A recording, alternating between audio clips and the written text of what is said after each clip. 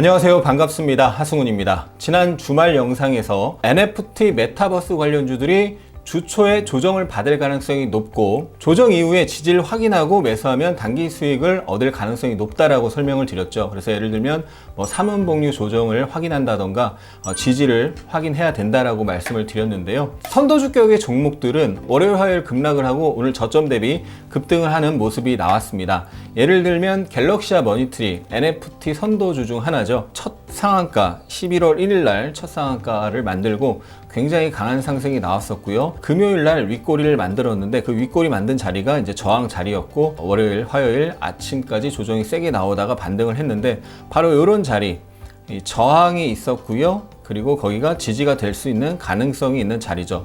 그런 자리에서 지지가 나오는지를 확인해야 되는데요. 여기 어제 그 자리를 깼다가 급반등이 나왔는데 그때 이제 그런 자리에서 지지 캔들을 분봉상 확인을 해야 됩니다. 그래서 초보자분들은 확인을 하는 과정이 시간이 필요하기 때문에 15분봉 정도로 확인을 하면 좀 무난하게 확인을 할 수 있는데 그때 이제 지지 캔들로 대표적인 게 아래 꼬리가 긴 망치형 같은 게 있겠죠. 아니면 아래 꼬리가 긴 도찌형 또는 거래가 터지면서 하락을 했는데 아래꼬리가 달리면서 그 다음 양봉이 뜨는 아래꼬리 미니 망치의 상승 장악형류 또는 완전한 상승 장악형 이런 것이 필요합니다. 그래서 간단하게 설명드리면 긴 아래꼬리 확인이 필요하고 또는 상승 장악형 이런 게 필요한데 일단 어제 같은 경우 중요한 자리에서 긴 아래꼬리 망치형 류가 나왔고요. 오늘 다시 한번 빠지다가 돌릴 때도 뭐가 나왔어요? 긴 아래꼬리 도찌가 나오면서 저점을 형성을 했습니다. 그리고 중요한 것은 일봉상 지지가 나올 만한 자리인지를 먼저 체크하고 그걸 분봉상 그 자리를 선을 그려놓고 거기서 지지 캔들이 나오는지를 확인하는 것이 첫 번째고요. 두 번째 이제 보조 지표를 확인하는 방법이 있는데 대표적으로 비추세 지표에 가장 많이 쓰이는 지표 중에 하나인데 그만큼 뭔가 유용성이 있기 때문에 많이 쓰이는데요. 바로 스토캐스틱이 있습니다. 스토캐스틱은 일정 기간 동안 저가와 고가가 있을 때 현재가가 저가와 고가 사이에서 어느 위치에 있는가를 계산을 해서 백분율로 나타낸 것인데요. 아무래도 상승 추세일 때는 저가와 고가 중에 현재가가 고가에 가깝게 돼서 움직이겠죠. 상승 중이니까. 그리고 하락 추세 중에는 고가와 저가 중에 현재가가 저가에 가깝겠죠. 그러한 경향을 이용해서 계산을 하는 건데요. 계산식은 패스트 퍼센트 K, 슬로우 퍼센트 K, 슬로우 퍼센트 D가 있어서 이걸 이제 이런 형식으로 계산을 하는 건데 시간 관계상 이런 것은 생략을 하고요. 차트에 이제 스토캐스틱을 한번 넣어 보도록 하겠습니다. 좌측 상단에 이 화살표를 누르면 보조 지표를 넣을 수 있는 칸이 나오고 모멘텀 지표 중간 아래쪽에 스토캐스틱 슬로우가 있습니다. 오늘 하락을 하다 저점을 찍고 돌릴 때 스토캐스틱이 침체 구간 20 이하로 떨어졌다가 다시 올라오는 이런 모습이 나오는데 캔들과 스토캐스틱의 그런 모습이 같이 나타났을 때 저점일 가능성이 있는 겁니다. 무조건 저점이 되는 것이 아니고요. 단 중요한 게 첫 번째 테마가 살아 있어야 되고 그리고 테마의 선도주여야 되고 일봉상 지지가 나올 만한 자리여야 되고 거기에 이제 성공 확률을 높이려면 지수를 같이 봐야 되는데 코스닥 지수를 보시면 코스닥 지수 오늘 저점 대비 1.7% 상승해서 마감을 했죠. 그 저점을 찍을 때 어떤 캔들이 나왔어요?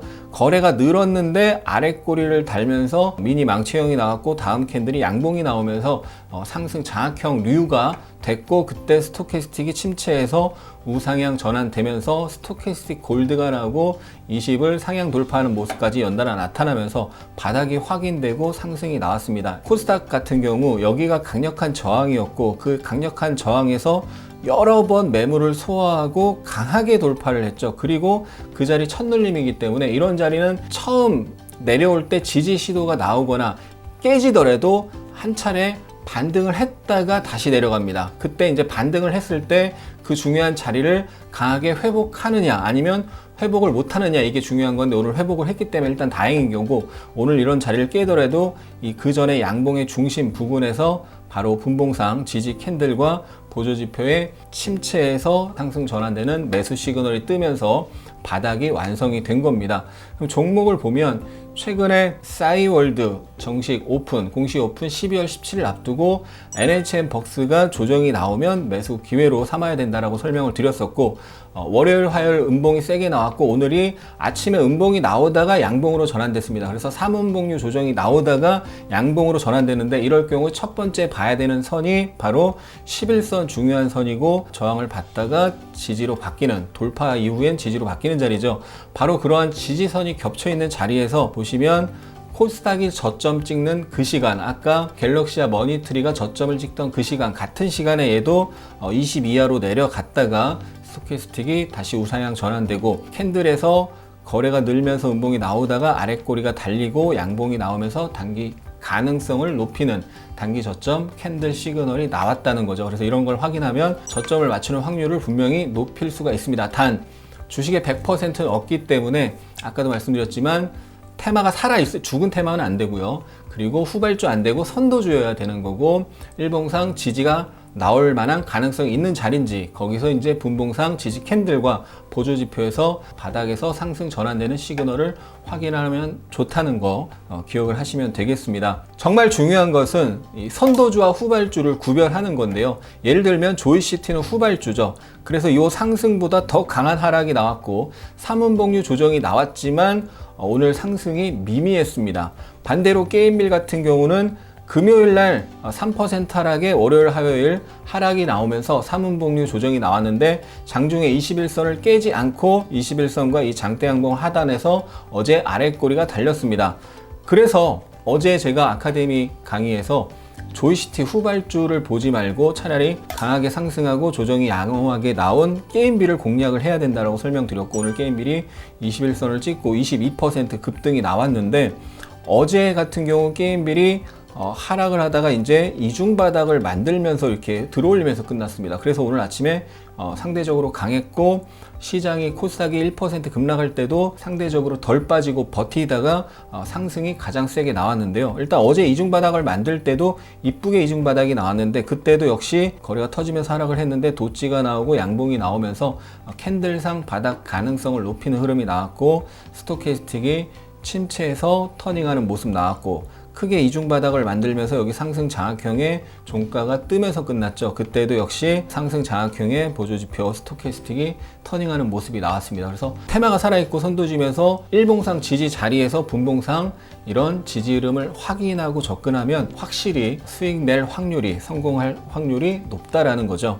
어제 코스닥이 1.8% 급락을 했습니다. 근데 저는 어제 장 시작 전에 코스닥이 하락 가능성이 높다는 것을 예측을 하고 그렇게 대응을 했거든요. 그렇게 생각할 수 있었던 큰 이유는 첫 번째가 나스닥인데요. 나스닥 차트를 보시면, 일봉 차트를 보시면 전고점을 경신을 했는데 우리 시간은 월요일 밤에 플러스 1%에서 마이너스 1.2%로 급락을 했습니다. 그러면서 쌍봉 형태가 됐는데 고점을 경신했다가 바로 빠지는 트랩 쌍봉이 나왔죠. 이 트랩 쌍봉은 굉장히 안 좋은 흐름이고, 다음 날까지도 그 안 좋은 흐름이 다음 날 또는 다다음 날까지도 이어질 가능성이 높기 때문에 코스닥은 당연히 그 영향을 받을 가능성이 높고요.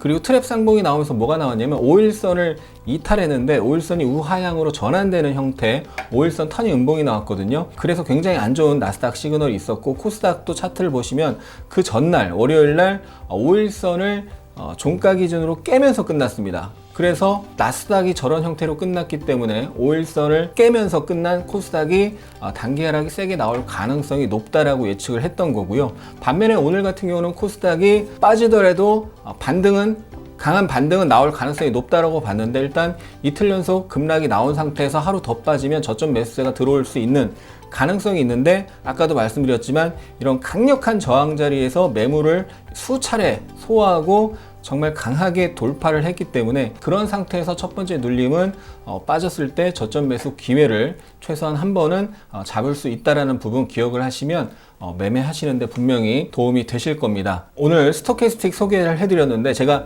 2년 전에 올린 스토캐스틱 기초 영상이 있습니다. 못 보신 분은 그 영상 참조하시고요.